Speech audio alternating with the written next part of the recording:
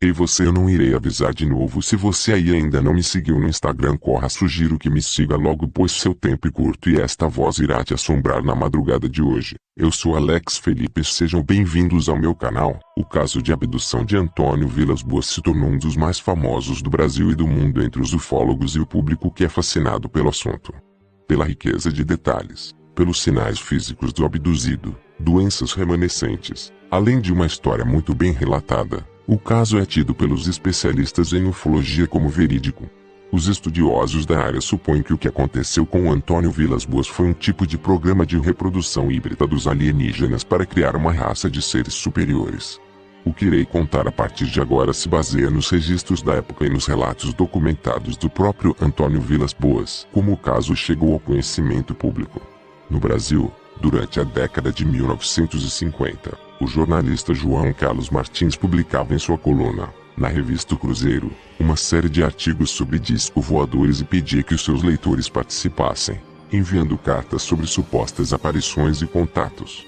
Entre as várias cartas que recebeu no finalzinho de 1957, uma chamou a atenção do jornalista pela complexidade da história. Aquela era a carta de Antônio Vilas Boas, que decidiu dar o seu relato sobre o que havia lhe acontecido.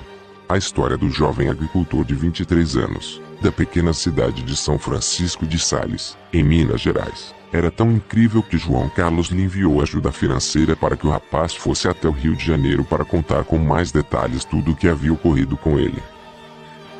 Ainda assim, Vilas Boas estava relutante em contar a sua história para o público em geral, com medo de alguma forma de preconceito, apesar de ter encontrado em Martins alguém que o compreendesse em um fato tão surpreendente de sua vida. Entre os vários profissionais envolvidos na análise do caso, o jornalista levou o lavrador ao médico Olavo T. Fontes e a um agente da inteligência militar brasileira, que deram início a uma extensa investigação científica sobre o caso, em fevereiro de 1958, que foi mantido em segredo por bastante tempo antes de ser divulgado. A primeira publicação que contou parte da história de Vilas Boas foi realizada na revista Fluindo ao ser review apenas em janeiro de 1965, por conta de um vazamento de informações captado pelo ufologista Walter Buller, que em 1961 começou a fazer investigações por conta própria. Pouco depois disso, João Carlos Martins veio a publicar tudo o que ficara sabendo na versão em espanhol da revista Cruzeiro, sendo que a versão completa do caso só foi publicada no livro Os Humanoides em 1969. Mas, vamos ao que interessa. Saiba abaixo todos os detalhes do relato de abdução de Antônio Vilas Boas. Primeiro, a luz. Antônio Vilas Boas morava com a sua grande família em uma fazenda próxima à cidade mineira de São Francisco de Sales. No dia 5 de outubro de 1957, os fatos estranhos começaram a acontecer. A família foi dormir por volta de 11 horas de uma noite quente. Devido ao calor, Antônio, que dormia no mesmo quarto de seu irmão, João, abriu a janela e viu uma luz branca muito forte e brilhante no curral. Ele chamou pelo irmão, que não se interessou pelo fato, depois fechou a janela e voltou ao dormir. Naquela mesma noite, Antônio acordou e abriu a janela novamente, percebendo que a luz continuava lá, mas passou a se mover em sua direção conforme ele olhava para ela. Muito assustado, ele fechou com muita força as janelas, o que acordou o irmão, que também ficou espantado com a intensidade da luz entrando pelas frestas. Depois subiu clareando as telhas da casa e então sumiu. Depois disso, por uns dias, tudo permaneceu normal. Antônio, seus irmãos e seus cunhados se revezavam para os cuidados com as lavouras do local com o trator, realizando uma divisão de turnos durante o dia e a noite. Na noite de 14 de outubro, entre 21 e 22 horas, Antônio e seu irmão estavam lavrando o campo com o trator, quando a luz brilhante apareceu novamente. Ambos testemunharam o fenômeno, sendo que a luz parecia estar a cerca de 90 metros acima deles. Antônio deixou seu irmão para trás e seguiu a luz para investigar o que era. Ao se aproximar, a luz correu a uma velocidade tremenda para o lado oposto do campo. Ele fez isso novamente e, mais uma vez, a estranha luz fugiu para um outro lado. Em seus relatos, Antônio disse que repetiu esse movimento umas 20 vezes. Então, ele desistiu e retornou até onde o seu irmão estava. Ainda assim, ele afirmou que a luz permaneceu por lá, sendo que às vezes ela emanava raios em todas as direções como um serpente. Depois, ela desapareceu. A noite mais estranha da vida de Vilas Boas. Na noite de 15 para 16 de outubro de 1957, Antônio trabalhou novamente nos campos de plantação, mas estava sozinho dessa vez. Por volta da 1 da manhã, quando ele estava no mesmo local em que testemunhou a luz estranha no dia anterior, um pouco longe de seu trator, ele avistou mais uma vez o fenômeno, que veio de forma avermelhada no céu e aumentava em sua direção em uma velocidade impressionante. Antes que ele pudesse pensar no que fazer, a luz estava pairando sobre ele a cerca de 50 metros sobre a sua cabeça. Então ele conseguiu ver de onde vinha.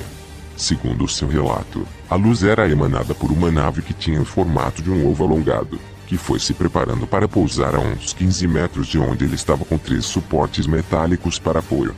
Foi quando Antônio correu desesperado para o trator para tentar fugir. No entanto, o veículo falhou e as luzes dele se apagaram também. Vilas Boas então saltou do trator e, ao correr em direção à sua casa, ele foi agarrado por um ser que ele disse que mal batia na altura de seu ombro. Ele conseguiu lhe dar um golpe que o desestabilizou e tentou correr novamente, mas outros 3 seres surgiram rapidamente e o agarraram pelos braços e pernas, levando-o para dentro da nave. Em seus testemunhos, Antônio disse que as criaturas tinham cerca de 1,57 metros de altura e que vestiam roupas estranhas. Antônio os descreveu em muitos detalhes. Era algo muito minucioso para ter vindo apenas de uma imaginação fértil. Segundo ele, os seres usavam um traje bastante justo, feito de material grosso e acinzentado, mas mácio, tendo tiras pretas em algumas áreas. Ele disse que o traje ia até os pescoços dos aliens, que usavam um tipo de capacete rígido, reforçado ainda na altura do nariz. A descrição dos trajes feita pelo agricultor diz ainda que eram como macacões, que tinham um emblema vermelho no peito que refletia luzes algumas vezes. Além de eles usaram luvas grossas e cintos largos. As solas dos sapatos que usavam eram também bem grossas, tendo cerca de 5 a 8 centímetros de espessura. Antônio afirmou que os capacetes escondiam tudo, exceto os olhos dos seres, que estavam protegidos por óculos redondos transparentes. O agricultor observou que os olhos pareciam menores que os nossos, sendo claros e azuis, e, acima deles, o capacete era bastante grande, como se protegessem cabeças enormes ou algum tipo de equipamento. O início das experiências dentro do OVNI. Uma vez dentro do objeto não identificado, Antônio se viu cercado pelos seres estranhos sem ter como reagir, ficando vulnerável ao que viesse a acontecer. Ele estava agora em uma pequena sala quadrada sem nenhum tipo de móvel e com luzes fortes. Uma abertura apareceu e ele foi levado para outra sala em que os únicos objetos visíveis eram uma mesa de formato estranho que estava rodeada por várias cadeiras giratórias sem encosto feitas de um tipo de metal branco. Seus sequestradores de outro planeta o seguraram enquanto se comunicavam em sons irreconhecíveis. Antônio disse em seu testemunho que esses sons não tinham semelhança alguma com a fala humana e que não consegue pensar em nada muito parecido que os descrevesse de um jeito comparativo para podermos entender. Em uma tentativa de descrição, contou que pareciam grunhidos de animais misturados com algum tipo de tremor no final. Voltando ao relato, na sala, Antônio, mesmo contra sua vontade, foi totalmente despido. Ele disse que relutou e falava para eles pararem. E, apesar de não entendê-lo, os seres pararam por um momento e olharam para ele como se estivessem tentando lhe fazer entender que eles estavam sendo educados e que aquilo era necessário. Depois de despi-lo, um líquido sem cheiro parecido com óleo sem cor, mas o qual ele afirmou que não deixou a pele engordurada, foi passado em seu corpo com um tipo de esponja. Depois, ele se dirigiu a outra sala onde 2 outros seres se juntaram a ele, levando um tipo de cálice de onde saíam 2 tubos compridos, parecidos com pequenas e finas mangueiras. Esses tubos tinham nas extremidades uma espécie de ventosa que foi colocada no queixo de Antônio, fazendo seu sangue escorrer por eles até o cálice. Foram 2 retiradas de sangue, uma de cada lado de seu queixo. Segundo Antônio, ele não sentiu dor, mas apenas um incômodo e um tipo de queimação. De acordo com os registros, essas ações deixaram marcas na pele do lavrador que foram examinadas meses depois pelo médico Dr. Olavo Fontes, que as descreveu em seu laudo emitido em 22 de fevereiro de 1958. 2 pequenas manchas hipercrômicas, uma de cada lado do queixo, de pequeno tamanho e formato mais ou menos arredondado. Uma delas tem o diâmetro de uma moeda de 10 centavos, sendo a outra um pouco maior e de aspecto mais irregular. A pele sobre essas regiões se apresenta mais lisa e adelgaçada, como se tivesse sido renovada recentemente. ou como se fosse algo atrofiado. Não há nenhum elemento que permita fazer qualquer avaliação sobre a natureza e a idade dessas marcas. Apenas se pode dizer que são cicatrizes de alguma lesão superficial com hemorragia subcutânea associada, tendo pelo menos 1 mês e no máximo 12 meses de existência. Aparentemente essas marcas não são definitivas e desaparecerão provavelmente ao cabo de alguns meses. Nenhuma outra mancha ou marca semelhante foi assinalada. O contato mais íntimo de todos. Depois da coleta das amostras de sangue de Vilas Boas, ele foi deixado sozinho na sala por cerca de 1 hora. Lá ele ficou de certa forma confortável em uma cama cinza no meio da sala. Porém, isso não durou muito tempo, pois uma fumaça cinza foi emitida de alguns buracos nas paredes e depois se dissipou. Esta fumaça deixou Antônio enjoado e sufocado, sendo que logo em seguida ele correu para um canto e vomitou. Isso parece ter aliviado a sua respiração, que ficou mais normal. Foi após isso que uma alienígena totalmente nua adentrou a sala.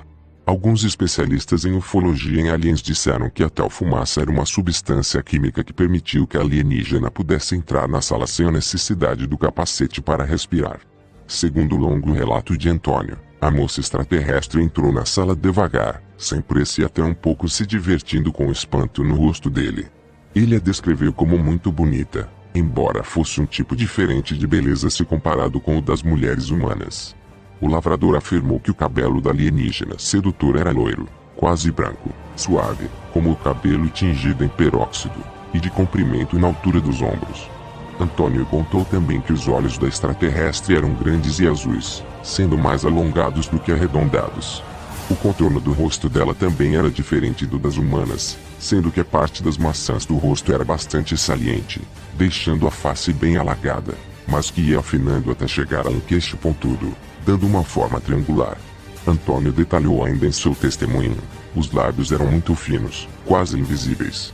O corpo era muito mais bonito do que qualquer outra mulher que eu já conheci, magro, com seios empinados e bem separados, com cintura fina e barriga pequena, com quadris mais desenvolvidos e coxas grossas. Os pés eram pequenos, as mãos eram compridas e finas, os dedos e as unhas eram normais. Ele era bem mais baixa do que eu, batendo a sua cabeça no meu ombro.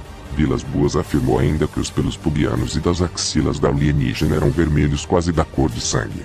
Então, ela se aproximou cada vez mais dele até que encostou a cabeça no rosto do rapaz, se esfregando nele e mostrando-lhe para que objetivo estava ali. A relação extraterrestre Vilas Boas disse que acabou ficando excitado, apesar de toda a situação em que estava mergulhado. Ele disse que acha que o líquido que passaram em seu corpo deveria ser algo afrodisíaco, pois ficou numa excitação incontrolável, conforme relatou.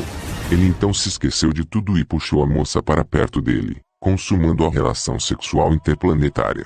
Vilas Boas contou que foram 2 relações, em que realizaram posições como num ato normal humano por cerca de 1 hora, quando a mulher se afastou para sair da sala. Detalhe: não houve beijo na boca, apesar do rapaz ter tentado. Quando tudo terminou, 2 outras criaturas entraram e chamaram a mulher, que apontou para a barriga dela, para ele e para o céu. Então, foi embora. Antônio disse que antes interpretou os sinais no sentido que ela pretendia voltar e levá-lo com ela, ficando com medo de que isso acontecesse um dia, pois não queria deixar a sua família e a sua vida na Terra. Logo, outro ser entrou na sala com as roupas de Vilas Boas, que pôde se vestir novamente e foi encaminhado para outro recinto onde os tripulantes conversavam. O final da jornada, o lavrador disse que nesse momento já estava calmo, pois já tinha percebido que eles não fariam nenhum mal a ele. Aproveitando o tempo que tinha, Antônio passou a observar todo o lugar para guardar na memória todos os detalhes do interior da nave. Ele percebeu então uma caixinha com aspecto de despertador e tentou pegá-lo para guardar como prova. Antônio Vilas Boas, no entanto, foi rapidamente interceptado por um dos etes que o tomou da mão de Vilas Boas, empurrando-o para a parede. Depois disso, as criaturas o levaram para um tipo de tour pela nave até que chegaram à escada de saída, quando um dos alienígenas apontou para ele descer. Então, Antônio desceu e a nave de luzes vermelhas brilhantes foi subindo aos poucos e disparou de repente como uma bala na direção sul. Eram cerca de 5:30 da manhã quando o lavrador voltou para o seu trator, que ele descobriu que teve os cabos da bateria desconectados. Depois desse suposto contato incrível com os alienígenas, foi relatado que Antônio Vilas Boas sofreu de várias condições como sonolência excessiva, lesões cutâneas, dores no corpo, náuseas, perda de apetite, dores de cabeça e ardência nos olhos, sintomas parecidos com os de envenenamento por radiação. Antônio sendo examinado pelo Dr. Olavo Fontes. Os mais diversos ufólogos do mundo consideram o caso Vilas Boas como uma ocorrência real, enquanto os céticos acreditam que foi algum tipo de alucinação do sono. O fato é que os detalhes são mesmo surpreendentes. Antônio morreu em 17 de janeiro de 1991, aos 56 anos de idade, de problemas cardíacos.